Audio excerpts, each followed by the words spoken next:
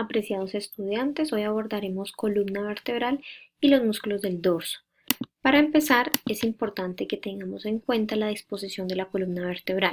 En esta primera imagen encontramos un plano frontal de la columna vertebral. Podemos observar la parte anterior de los cuerpos vertebrales y a los lados los procesos transversos.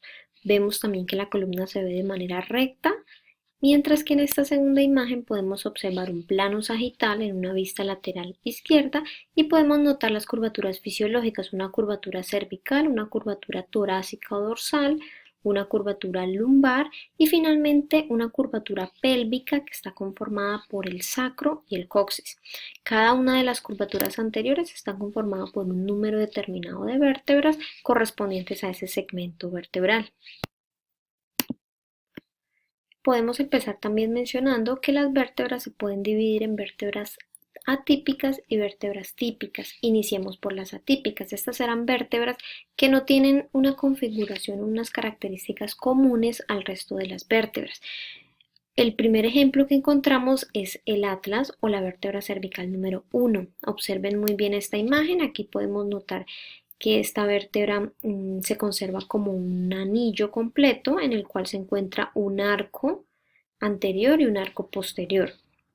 Podemos observar que a los lados se encuentran las carillas articulares superiores e inferiores y hacia los laterales de estas estructuras podemos encontrar los orificios o los agujeros transversos por donde va a cruzar la arteria vertebral. Digamos que el límite de estos agujeros se reconoce como las apófisis transversas. Sin embargo, las vértebras atípicas no desarrollan unas apófisis transversas prominentes. De igual manera, en el arco posterior alcanzamos a observar un tubérculo que es simplemente la eminencia, pero no se desarrolla una apófisis espinosa en este lugar. Para el arco anterior es importante tener en cuenta que en su diámetro interno se observa una cara articular para el diente del axis o para la odontoides, lo que va a permitir conformar una articulación atlantoaxial central o media. Las caras articulares que podemos encontrar en la parte superior, la literatura las describe como unas huellas de zapato, ya que van a recibir los cóndilos del hueso occipital para conformar la articulación atlanto-occipital. Su agujero vertebral o agujero medular es bastante amplio, ya que esta vértebra se encuentra ubicada en el tallo cerebral. Y también una de sus características es que no presenta cuerpo vertebral. Pasando al axis o a la vértebra cervical número 2, aquí podemos observar su estructura. Esta es una vértebra que tampoco representa un cuerpo vertebral como tal, y esa descarga de peso la asume el diente, el cuerpo del diente o la odontoides, que es su estructura más característica. Podemos observar que el agujero vertebral es un agujero representativamente grande, sin embargo es más pequeño que el agujero de la vértebra anterior, del atlas. Recordemos que esta es la vértebra cervical número 2. Vamos a observar que las carillas articulares superiores son carillas también amplias para poder recibir el atlas. Va a presentar unas carillas articulares inferiores para articularse con la vértebra número 3. Y aquí en este momento ya se empieza a conformar una apófisis espinosa, sin ser representativamente una apófisis. Observen aquí que las láminas apenas empiezan a unir y podemos presentar no solamente en la vértebra cervical número 2, sino posiblemente hasta la cervical número 4 o 5, podemos empezar a encontrar apófisis espinosa bifurcada o bífida. Y en la odontoides podemos observar la carilla articular para el arco anterior del atlas. En la articulación atlanto-occipital ya habíamos mencionado que es la articulación que está conformada por las carillas articulares del atlas, las carillas articulares superiores y los cóndilos occipitales del hueso occipital.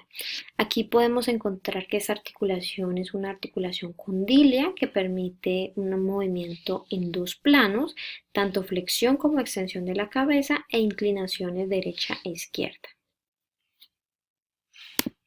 La articulación atlantoaxial es la articulación que encontramos entre el atlas y la segunda vértebra cervical, que es el axis, la cual se encuentra reforzada por el ligamento transverso del atlas. Es un ligamento que se encuentra en esta vértebra y que permite limitar los movimientos de rotación de esta articulación. Recordemos que esta articulación es una articulación sinovial tipo pivote o trocoidea, la cual permite rotaciones sobre su propio eje y son las encargadas de realizar las rotaciones de la cabeza. De esta manera también se encuentran unos ligamentos alares que permiten sostener el odontoides y sujetarlos mediante esos ligamentos hasta la parte interna del agujero magno para poder limitar esos movimientos rotacionales. En esta imagen podemos observar una vista posterior de la columna cervical en la que se han cortado las láminas o la parte posterior de las vértebras para poder observar primero el ligamento longitudinal posterior que viene sujetando los cuerpos vertebrales en la parte posterior de todas las vértebras, y en esta parte cervical entre el atlas y el axis se continúa como membrana tectoria, la cual hace un engrosamiento hasta la parte interna del agujero magno. También encontramos aquí los ligamentos alares que los mencionábamos ahora con relación al odontoides, y el ligamento cruciforme. Este ligamento cruciforme se encuentra conformado por el ligamento transverso del atlas y unos haces longitudinales que se sujetan al hueso occipital y al axis para limitar los movimientos rotacionales y los movimientos propios de la cabeza. En el plano sagital podemos observar entonces las vértebras cervicales y podemos notar que los últimos ligamentos que veremos más adelante, que es el supraespinoso, este último, y el interespinoso que se encuentra entre los procesos espinosos, terminan fusionándose y generando un engrosamiento en la parte cervical, a cual le llamamos ligamento nucal, reforzando aún más esa estabilidad para la parte cervical y uniéndose con la región occipital.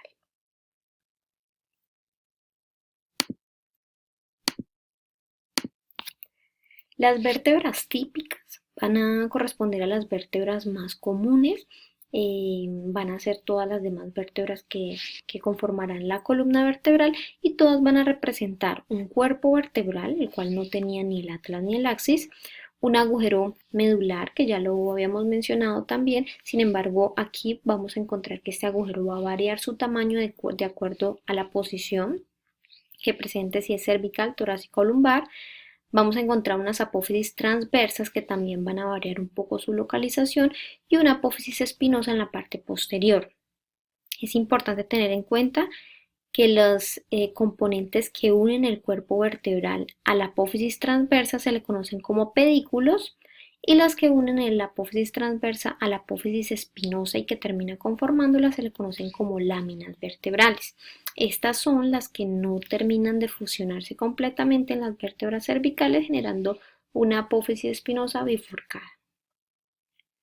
Encontraremos también carillas articulares superiores e inferiores que modificarán su posición para permitir los movimientos de los diferentes niveles vertebrales.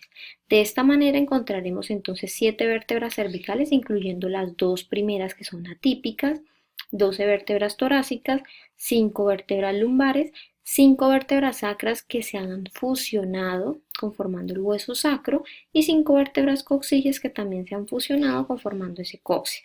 El coxis puede representar una variación entre 4 y 5 vértebras, ya que termina como un proceso rudimentario.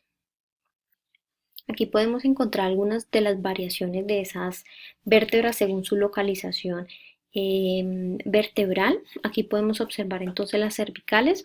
Observen que desde las vértebras típicas podemos encontrar cuerpos vertebrales pequeños, ya que estas vértebras son las encargadas de cargar solo el peso de la cabeza. Su agujero vertebral o medular será un agujero representativamente más grande que en el resto de las vértebras, porque la médula inicia siendo más voluminosa por el tallo cerebral.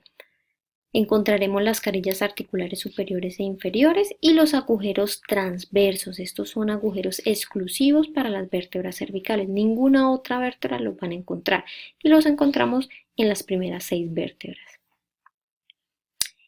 Apófisis espinosas bifurcadas, características también solamente de las vértebras cervicales. Y adicionalmente, aquí no, en esta imagen no lo alcanzamos a observar muy bien, pero el cuerpo vertebral de las vértebras cervicales presenta unas elevaciones laterales que van a conformar las articulaciones uncovertebrales y las miraremos más adelante. En la vista lateral podemos observar también que en la parte lateral se encuentra un surco para el nervio espinal, también característico de las vértebras cervicales. Si pasamos a las vértebras torácicas podemos encontrar un cuerpo vertebral mucho más grande porque ya carga cabeza, columna cervical, cintura escapular, un agujero vertebral que disminuye su tamaño, una apófisis espinosa bien desarrollada, pero en este caso es una apófisis que se angula inferiormente y que es muy larga. Los procesos transversos van dirigidos en diagonal lateralmente y posterior y presentan adicionalmente también una característica única de la vértebra torácica, las carillas costales que se van a encontrar en la unión entre el cuerpo y el pedículo y en la apófisis transversa, articular adecuadamente la costilla en dos puntos diferentes.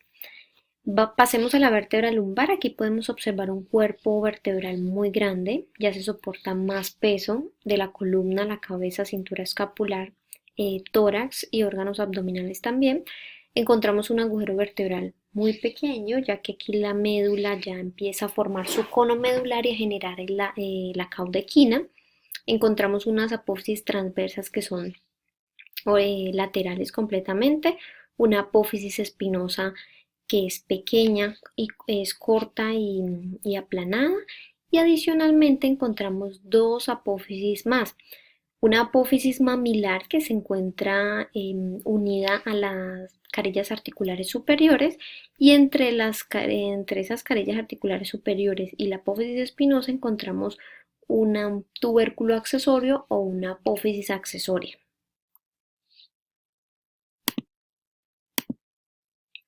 En el sacro, entonces podemos observar el sacro en esta vista anterior. Podemos encontrar unas líneas articulares que me van a representar la unión de los cuerpos de estas vértebras sacras. Encontramos unos agujeros sacros anteriores, igualmente en la parte posterior, agujeros sacros posteriores que van a permitir la salida de los nervios que provienen desde esa cauda equina anteriormente para inervar órganos pélvicos y posteriormente para ir a conformar nervios de miembro inferior. Podemos observar las carillas articulares superiores de la primera vértebra sacra. Podemos observar en la parte posterior varias prominencias. Lo que encontramos en toda la línea media se conoce como cresta sacra media y está asociada a la unión de las apófisis espinosas de cada una de esas vértebras. Medialmente a los agujeros sacros posteriores podemos encontrar unas elevaciones conformadas por la unión apófisis transversas de las vértebras sacras.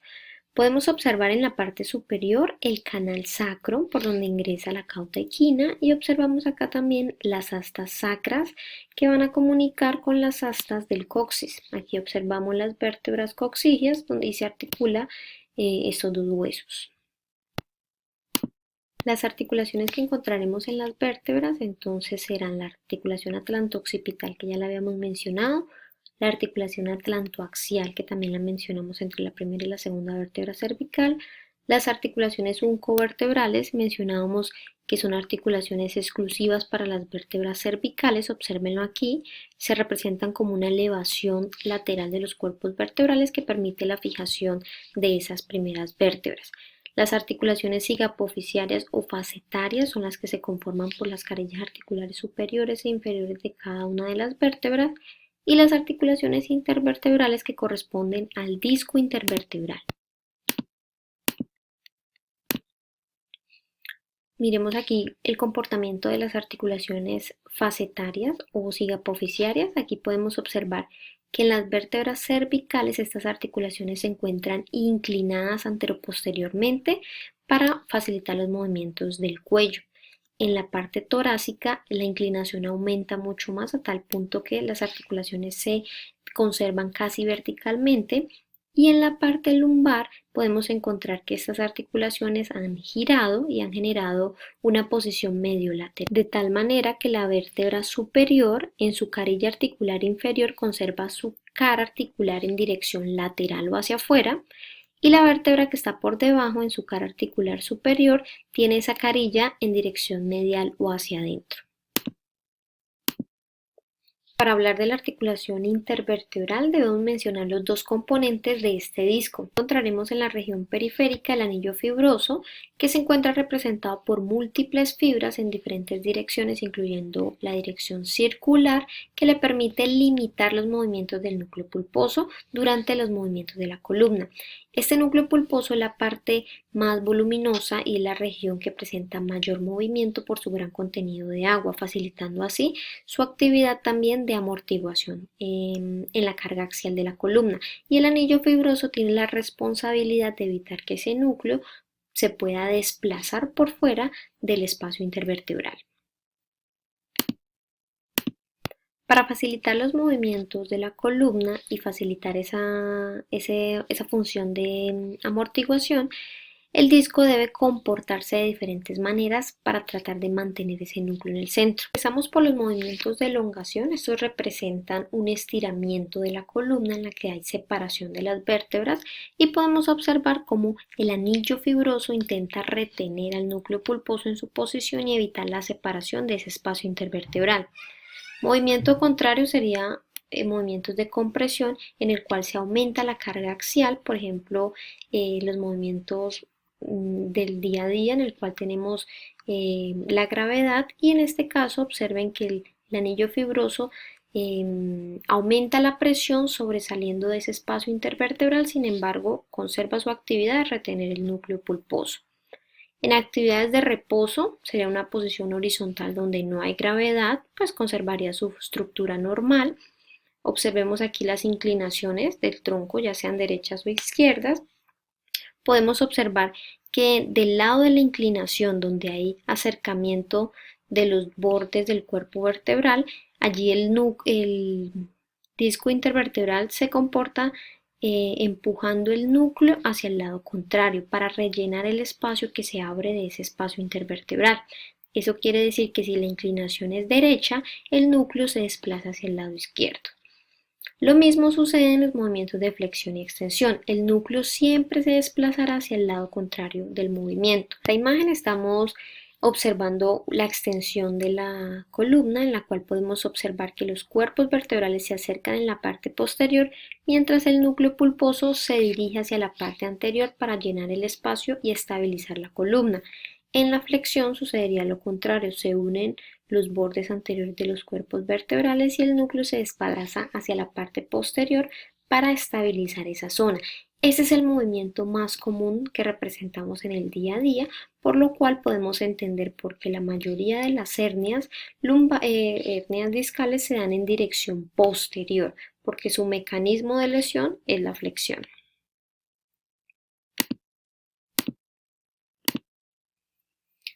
Aquí podemos representar la lesión del disco. Observen, por ejemplo, hay tres estadios que podemos observar. El primero es la ruptura del anillo fibroso, que puede iniciar como micro rupturas sin salida todavía del núcleo, y eso se puede observar por traumatismos directos, por sobrecarga axial o por movimientos repetitivos que lesionen constantemente esa área.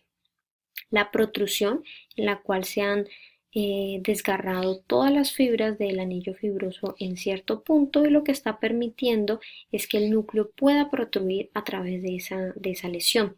Finalmente, la hernia de disco se consolida cuando el núcleo logra salir completamente atravesando el anillo fibroso y desplazándose hacia el espacio intervertebral, pudiendo lesionar las raíces del nervio espinal. Ya podemos entender entonces por qué una imagen es la correcta y por qué los otros movimientos que realizamos cuando generamos movimiento único y exclusivamente de la zona lumbar no son los adecuados. En esta imagen podemos observar que el peso se encuentra muy lejos del cuerpo y además está cargando el peso del elemento más el peso del miembro superior y de toda la columna, representado en la columna lumbar. Recuerden que en la columna lumbar la apófisis espinosa es muy corta, lo que permite que tenga gran movilidad. En la columna torácica la apófisis espinosa es muy alargada y dirigida hacia abajo, por lo cual su movimiento se restringe. Entonces, los movimientos de reincorporación del cuerpo se someten a la columna lumbar cuando no hay buenas técnicas de ejecución. En la imagen que encontramos aquí podemos observar la figura utilizando la acción de polea que presenta miembro inferior con la potencia de sus músculos y no aumentando la sobrecarga de la columna. Observen que cada una de las vértebras carga el peso representativo de la vértebra superior. El canal medular lo encontraremos ocupado por la médula espinal. Es importante tener en cuenta que esa médula se va a dividir en un segmento medular cervical, un segmento medular torácico, un segmento medular lumbar, un sacro y una parte coxígea, de donde se originarán los nervios periféricos representativos de esos segmentos. Esto se da debido a que el crecimiento de la parte osteoarticular de la columna se da de manera más rápida que el crecimiento de la médula, generando que los espacios o los segmentos medulares no correspondan específicamente a su segmento vertebral. Es importante tener en cuenta esto porque el segmento medular generará los nervios espinales respectivos, pero ellos deberán buscar la salida por debajo de la vértebra respectiva. Observen, por ejemplo, aquí, segmento medular lumbar. Estas son las vértebras lumbares y los nervios descienden dentro del canal medular para salir por ese segmento respectivo. De esta manera podemos entender por qué en pacientes politraumatizados que presenten lesión medular, la lesión vertebral no representa la lesión medular específica. En este caso, las manifestaciones clínicas uno las podrá observar mucho más distales al nivel de lesión físico, en este caso de la lesión vertebral.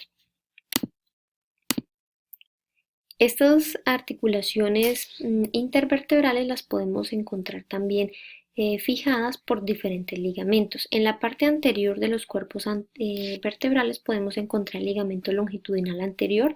Ese es un ligamento muy amplio que limita los movimientos de extensión de la columna. Sin embargo, recordemos que la mayoría de nuestras actividades son en flexión y no en extensión. En la parte posterior de los cuerpos vertebrales encontraremos el ligamento homólogo, el ligamento longitudinal posterior.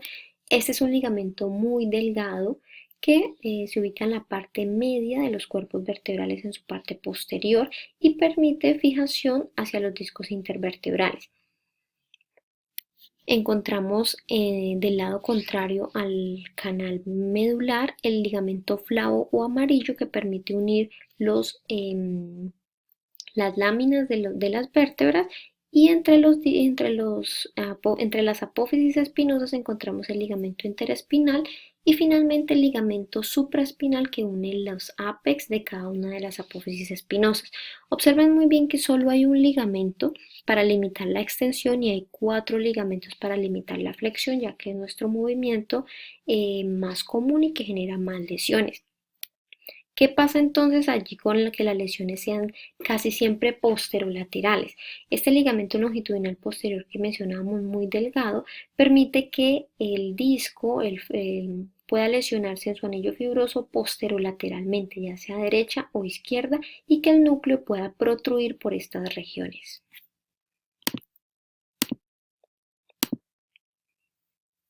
De esta manera, entonces hemos observado ya la disposición de las vértebras y nos queda como tal las curvaturas que representa ya la columna.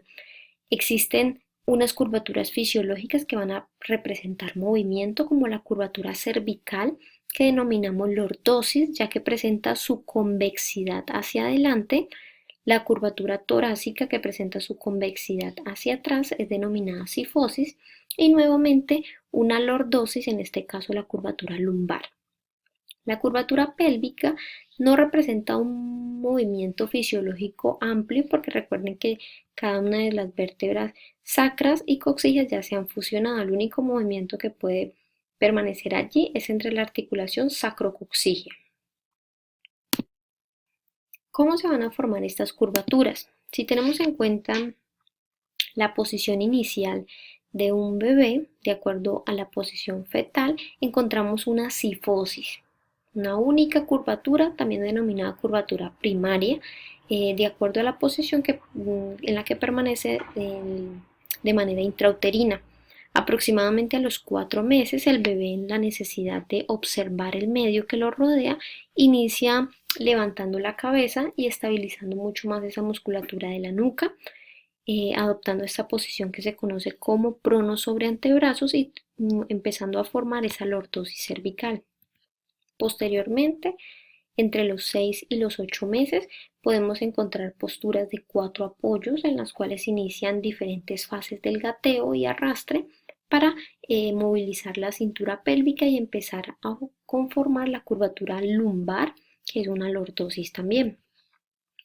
Finalmente, cuando estas curvaturas permitan una alineación corporal para sostener el peso del cuerpo, el niño puede colocarse de pie con una marcha tambaleante, ya que no se han estabilizado completamente cada una de esas curvaturas y han equilibrado el peso corporal. Los movimientos que presenta el tronco van a ser flexión y extensión. Estos movimientos se representan de manera intervertebral y en la sumatoria total de la columna cervical, torácica y lumbar. Igualmente, movimientos de inclinación derecha e izquierda y rotaciones derecha e izquierda. Las alteraciones que podemos encontrar allí: aumento de la cifosis, en este caso de la curvatura torácica, se conoce como hipercifosis. Vamos a encontrar dos momentos en los que es muy común la hipercifosis. El primero es en la adolescencia, como parte del crecimiento óseo de la columna, en la cual la musculatura del dorso no se ha adaptado para estabilizar la cintura escapular e inicia ese aumento de la curvatura.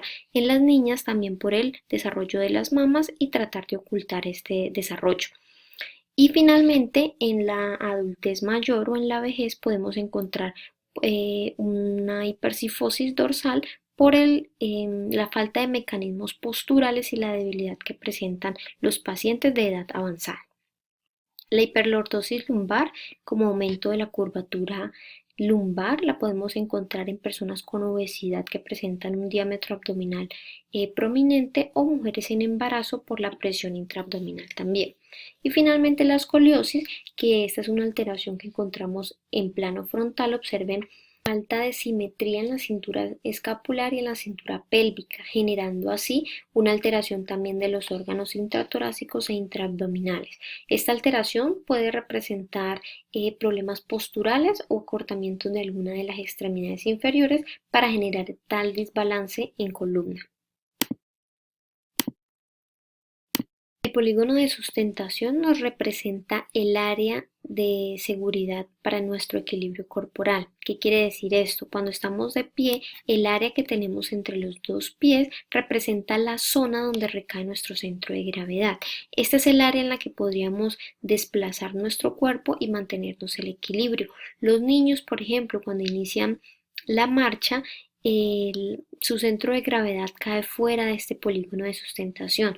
Por eso la marcha en sus primeros momentos es una marcha acelerada y con el cuerpo adelantado, porque el centro de gravedad está en esta zona y el cuerpo busca ingresarlo para mantener la zona de equilibrio. Por eso la marcha es tambaleante y es una marcha desequilibrada completamente. La base de sustentación es importante tenerla en cuenta en pacientes que tengan alteraciones posturales o desequilibrio y solicitarles que esa base de sustentación esté al ancho de los hombros para mantener un equilibrio seguro. Iniciaremos entonces con los músculos del dorso. Aquí es importante tener en cuenta los tres planos que representan y los músculos que se van a ubicar en cada una de esas zonas. Iniciamos con el plano superficial. Ese es el plano que se encuentra más cerca de la piel y encontramos dos músculos grandes, que si bien estos músculos no representan como tal un movimiento de columna, sino que van a facilitar los movimientos del hombro. Encontramos el trapecio y el latísimo del dorso, o también denominado dorsal ancho. Iniciemos por el trapecio. Este es un músculo que se origina en la zona media.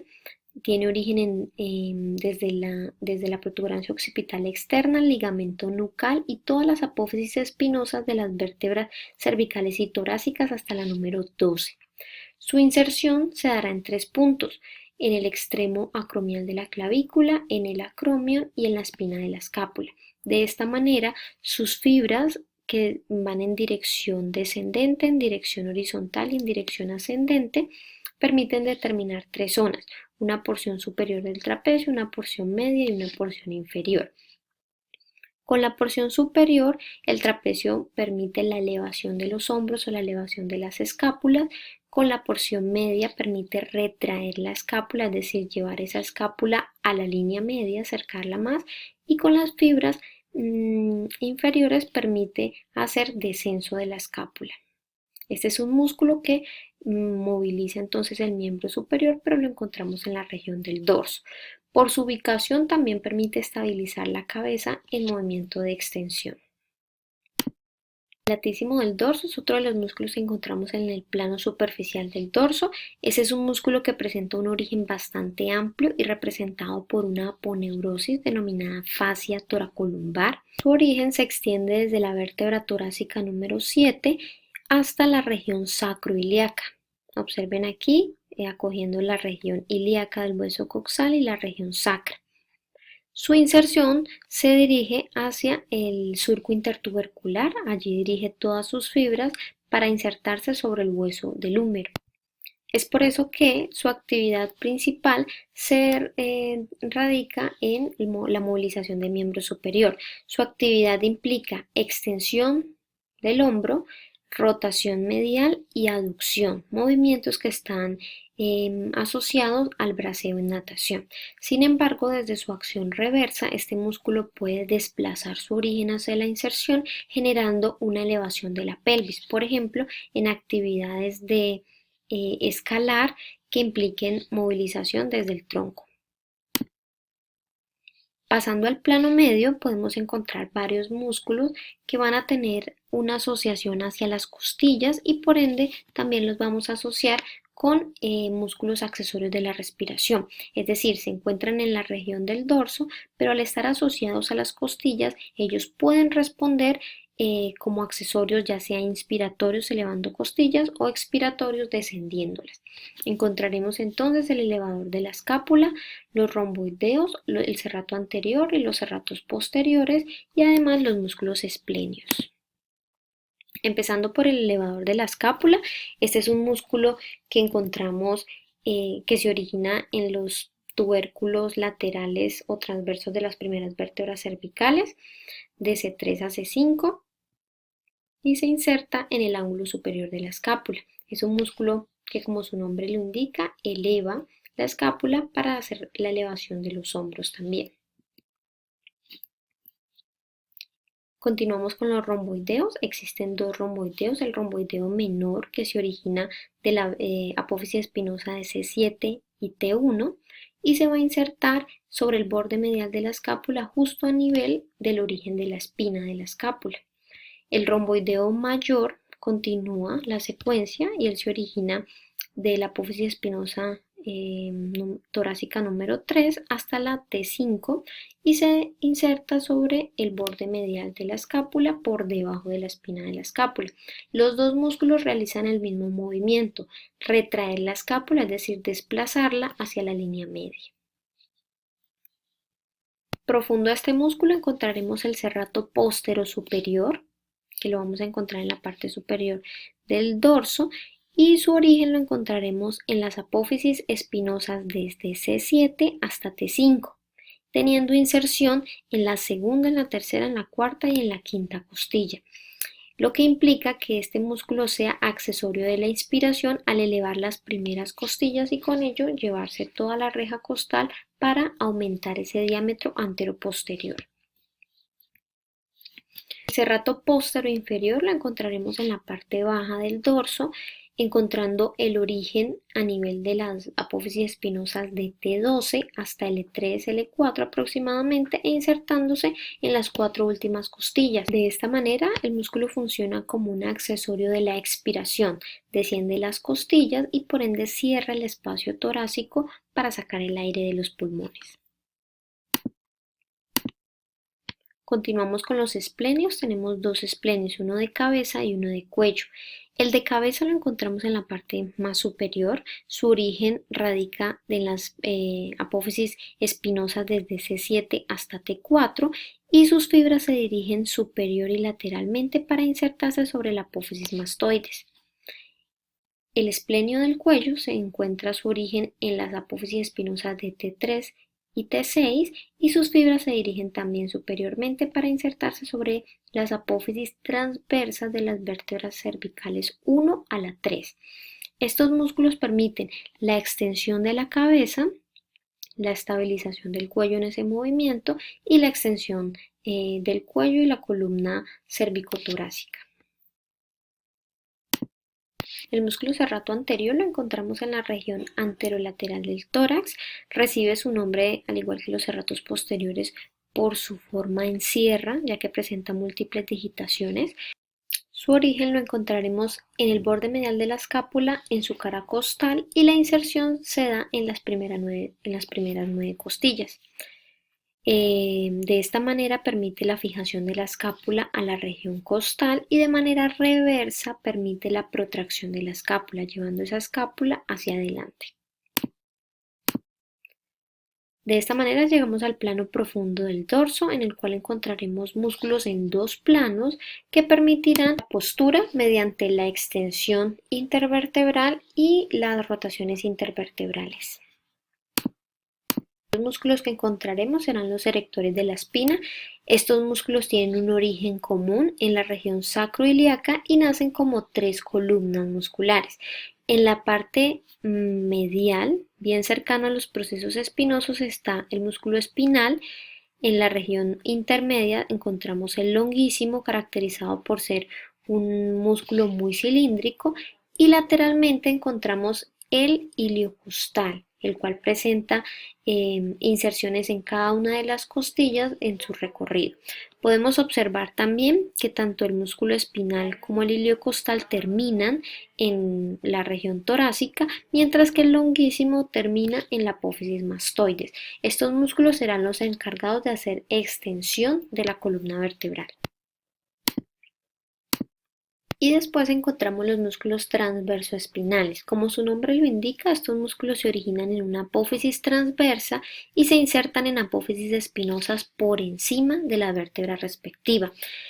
¿Qué quiere decir esto? Podemos encontrar rotadores cortos que se originan en una apófisis transversa y se insertan en la apófisis espinosa de una sola vértebra por encima, rotadores largos, origen en una apófisis espinosa y se insertan en la segunda vértebra por encima, o podemos encontrar también los multífidos, los cuales van a 3 vértebras o más de esas vértebras y pueden denominarse también semiespinosos. Estos músculos facilitan las rotaciones intervertebrales, también características para mantener la postura del tronco. De esta manera hemos llegado al final de la presentación. Muchas gracias.